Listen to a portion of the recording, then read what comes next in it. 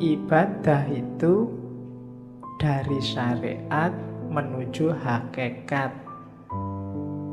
Berarti tugas kita di dunia itu yang pertama belajar tentang syariat, kemudian menjalani syariat, kemudian belajar tentang hakikat dan memahami hakikat, kemudian menjalankan hakikat lewat thariqah tadi. Jadi dari syariat menuju hakikat. Jangan khawatir kalau ada yang ngomong sufi tidak sholat, sufi tidak puasa. Itu hoax kalau hari ini. Ya, itu hoax. Oke, itu saya potong beberapa kalimat yang bagus. Perbuatan yang baik mestilah dilakukan dengan cara yang benar. Kalimat ini bisa dipakai karena sekarang banyak orang yang melakukan perbuatan baik dengan cara yang tidak baik. Mengingatkan tapi menyakiti. Nah, itu melakukan perbuatan baik. Mengingatkan kan baik, tapi dengan cara yang tidak baik. Ngasih sedekah tapi pakai caci maki. Nah, itu juga perbuatan baik, ngasih sedekah. Jalannya bukan caci maki. Ngasih tahu tapi bentak-bentak. Banyak kita sering melakukan perbuatan baik tapi jalannya tidak baik. Ada juga yang kedua, berhati-hatilah dalam beramal agar amalan itu bukan untuk dipertontonkan atau diperdengarkan pada orang lain. Semua dilakukan karena Allah, hanya nyari ridhonya. Banyak sekarang orang yang pamer. Dan alhamdulillah media massa hari ini, medsos hari ini tuh mendukung kita untuk pamer. Ya kan? Ngapain dikit aja diposting, difoto. Baru nraktir temen nih, difoto jazz. Terus semua ngasih jempol. Ya enggak tahu sih, mungkin mamerkan itu ya motifnya juga mungkin bukan pamer, tapi ya wujudnya pamer itu. Untuk dipertontonkan atau diperdengarkan. Diperdengarkan itu ya kadang sok-sok kita akan cerita, kok kemarin gak masuk. Wah, mohon maaf ya Pak, saya itu banyak acara Pak, hari kemarin itu saya diundang ke sana kemarin. Ya itu memperdengarkan, mempertontonkan atau memperdengarkan bahwa kamu orang baik, bahwa kamu orang hebat, bahwa kamu melakukan hal-hal yang terpuji dan seterusnya. Hati-hati, katanya Syekh Abdul Qadir Jailani, nilai amalmu bisa rusak. Jadi hati-hatilah. Ya memang kita wajib melakukan kebaikan, cuma jangan sampai sudah capek-capek berbuat baik tidak ada nilainya, karena ujungnya hanya pamer. Ujungnya hanya ingin dilihat atau didengarkan orang lain. So, hati-hati, tidak akan ketemu hakikat. Syariatnya benar nolong orang, tapi ya karena dipamer-pamerkan, mungkin hasilnya ya cuma dipuji orang. Hakikat amalnya hilang. Jadi berbuat baik itu dari syariat menuju hakikat, kemudian pakai thariqat yang baik, dan motifnya harus ikhlas. Ikhlas itu hendak mempertimbangkan efeknya. Apakah dipuji orang, apakah dicaci orang. Kalau memang baik, dijalani aja. Nah, itu rumusnya yang pertama untuk ibadah. Rumus kedua, untuk amalan kita bernilai, kita harus mau namanya tafakkur. Kenapa? Yo, kita itu manusia, sok-sok keliru, sok-sok salah, kadang-kadang tidak pas. Biar pas apa? Ya sering-sering kita renungi perbuatan kita sendiri. Tadi aku ngaji ngapain ya? Niatnya apa, yang dilakukan apa? Di kampus tadi ngapain aja ya seharian? Padahal aku punya tugas apa? Atau cuma ngobrol aja di kampus berjam-jam. Kemudian itu namanya tafakkur. Kalau malam sempatkan untuk tafakkur, kata Syekh Abdul Qadir Jailani. Orang yang tidak pernah tafakkur itu tidak akan naik level. Kamu diceramai tiap hari, itu tidak ada gunanya kalau isinya ceramah tidak nyambung sama hidupmu sehari-hari. Untuk bisa nyambung apa? Tafakur. Tafakur itu kayak sistem itu mencocokkan kompatibilitasnya biar nyambung. Untuk hidupmu, misalnya tadi nasihatnya Syekh Abdul Qadir Jailani, jangan amal untuk pamer. Nah, itu kan kamu nyocokkan sama hidupmu.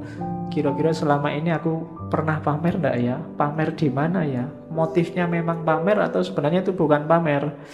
Itu cuma tahadus bin nikmah. Wah, misalnya kamu kan sering begitu, menceritakan kenikmatan, atau itu cuma alibi aja, janjinya ya pamer. Atau loh, itu namanya tafakur. Kamu mikir dirimu sendiri, peduli amat orang komentar apa, tapi sebenarnya itu. Nah, itu tafakur namanya. Dan orang berilmu yang suka tafakur ini kan nilainya di banyak hadis disebut lebih tinggi daripada ibadah. Di situ kalau di Syekh Abdul Qadir Jailani ada 3 jenis tafakur. Yang pertama apa? Merenungi sesuatu dan mencari sebabnya, mencari bagian-bagiannya sampai kemudian ketemu Allah. Aku bisa begini itu karena siapa ya? Ada peristiwa itu ditelusuri asal usulnya. Ya sih, semuanya memang skenarionya Allah. Tafakur yang semacam ini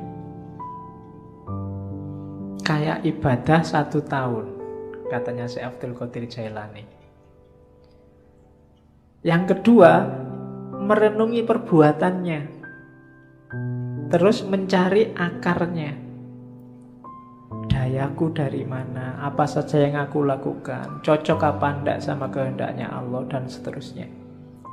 Nah, merenung semacam ini nilainya lebih dari 70 tahun ibadah. Padahal umur kita berapa tahun? Paling 70 tahun pas, itu kayak seumur hidup ibadah terus. Yang ketiga, merenungi hikmah kebijaksanaan ilahi dalam segala hal, bahwa apapun yang ditetapkan oleh Allah, di situ ada ilmu, ada pelajaran, ada kebaikan. Jadi renungi segala peristiwa dan temukan hikmahnya. Ini bernilai lebih dari 1000 tahun ibadah. Cuma ya jangan dihitung besarannya ya, karena orang kamu itu sering pakai kalkulator. Iya, wah sudah 70 tahun ibadah toh Pak. Santai Pak, berarti aku bisa ngapain aja sekarang, kan aku sudah tafakur, kan mesti gitu. Itu sebenarnya itu simbolik, isyarat dari Syekh Abdul Qadir Jailani bahwa itu loh besarnya pahala orang tafakur.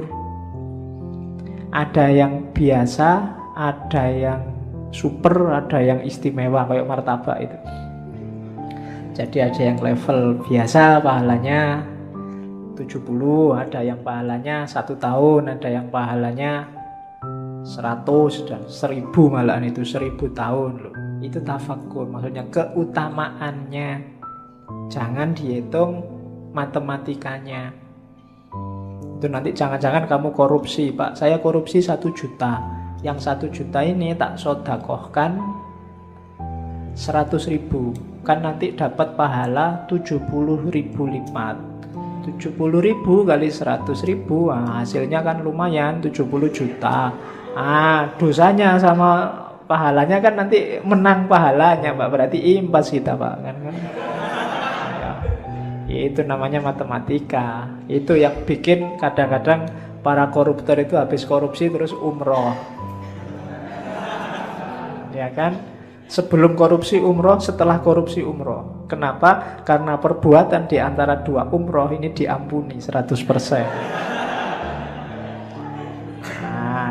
Ya itu kamu sedang main matematika sama Gusti Allah. Emangnya Gusti Allah ndeso, nggak ngerti kalau buat abusi. Jadi itu tafakur dasarnya. Jadi ibadah, ya kamu jangan, Pak saya sudah bisa sholat kok Pak. Enggak, harus tafakur lagi. Sholatku sudah bener apa enggak? Kualitas sholatku zaman aliyah sama sekarang kira-kira semakin naik apa semakin drastis turunnya. Nah itu kan tafakur yang bisa. Ya dulu saya sholat itu lama loh, sekarang kok bisa cepet ya. Oh, itu tafakur yang bisa. Kamu mikir, ini gara-gara aku semakin pinter, opo gara-gara cepet itu waktuku mepet, sibuk terus, apa gara-gara itu tafakur. Kadang-kadang kan memang semakin pinter orang, sholatnya semakin cepet. Ilmunya banyak masalahnya. Dia ngerti sela-selanya mana yang cuma sunnah, mana yang mubah, mana yang wajib. Karena sholat itu kalau diambil wajib-wajibnya saja, paling takbiratul ihram, Fatihah, ruku, bahkan bacaannya aja kan sunnah. Yang penting ruku, terus sujud, cepet. Jadi nggak sampai 2 menit, 4 rakaat selesai. Apalagi diambil wajib. Apalagi Fatihahmu kan sering agak di-skip gitu kan.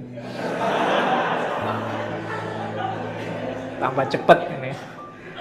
Ya kayak kamu nyetel video itu, di fast forward, ada yang level 2, level 3, tambah cepet gitu.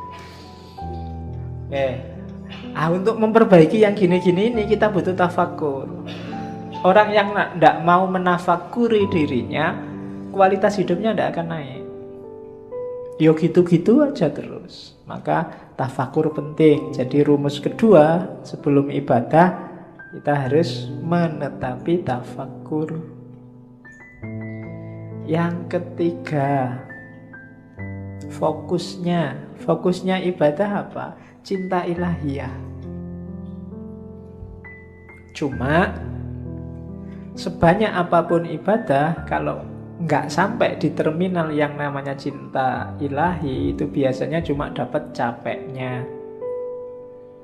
Untuk cinta ilahi apa? Rumusnya katanya, yo pelan-pelan, katanya si Abdul Qadir Jailani. Yo ndak ujuk-ujuk kamu terus jadi wali, terus dapat karomah, itu ndak iso.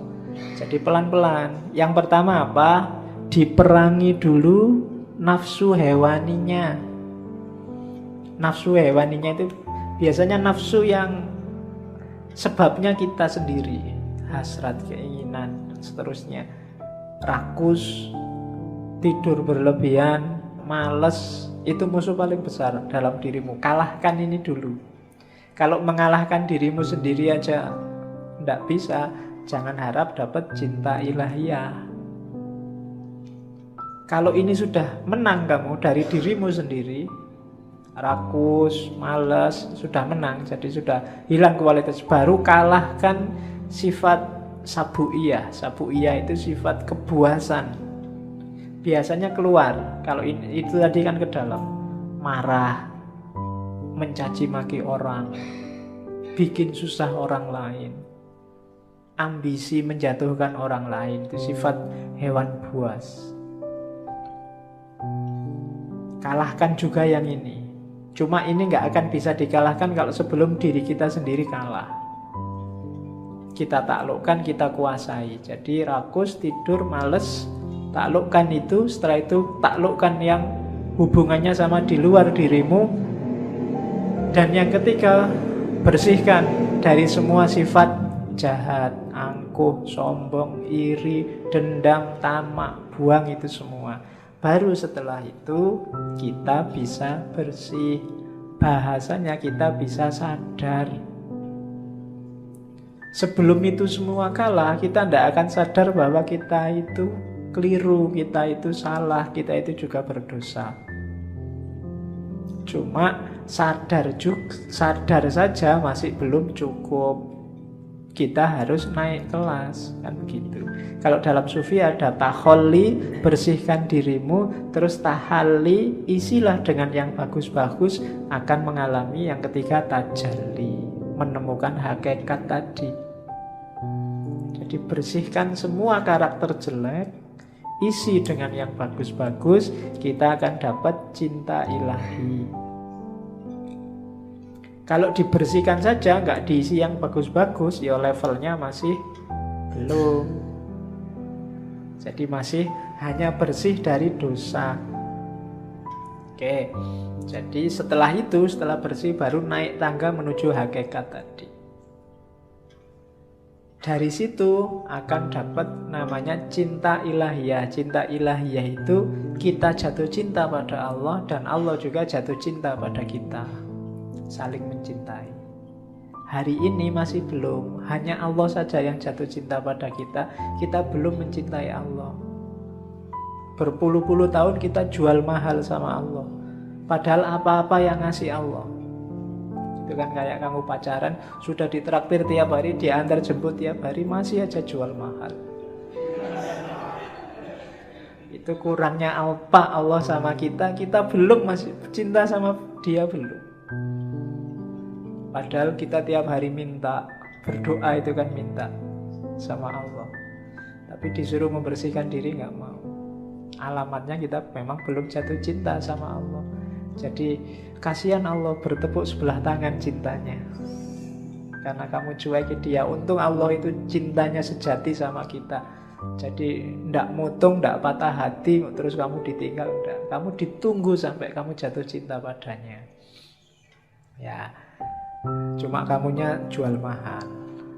Saya ndak tahu kapan kamu sadar bahwa terlalu mahal kamu menjualnya sama Allah. Turunkan dikit lah harganya. Oke, ya kan? Apel sehari 5 kali. Itu pun waktu apel kamu cuek. Bayangkan loh, kalau kamu punya pacar terus pacarmu apel tapi pacarmu cuek. Diajak ngomong tapi pikirannya kemana, lihat kemana-mana, tidak fokus sama yang diajak ngomong, itu kan tidak enak. Dan tiap hari Allah kamu gituin. Waktu kamu sholat pikiranmu kemana-mana, tidak merasa sedang berhadapan dengan dia. Itu kalau manusia biasa sudah nangis-nangis itu, sudah minta putuskan saja aku sedikit. Cuma Allah tidak, karena Allah sangat sayang pada kita, Rahman dan Rahim. Maka ini tipsnya dari Syekh Abdul Qadir Jailani.